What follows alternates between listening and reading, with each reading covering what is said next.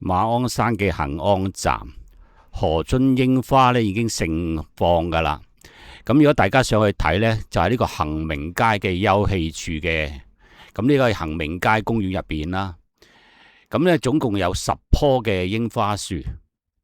咁就係呢種櫻花呢，就係開得最早嘅啦。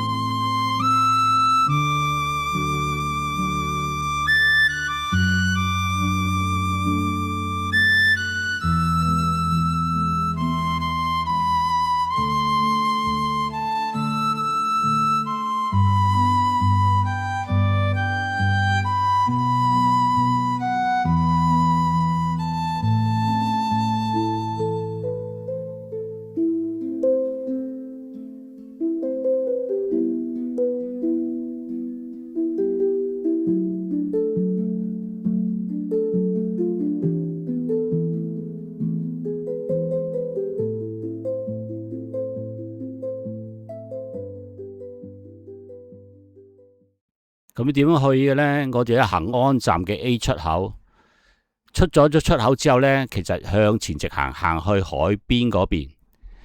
咁呢，其實行出咗出口之後，向前直行呢，行到第一個街口就轉右，繼續向前直行，過埋條斑馬線，前面就係呢個恒明街嘅休憩嘅公園噶啦。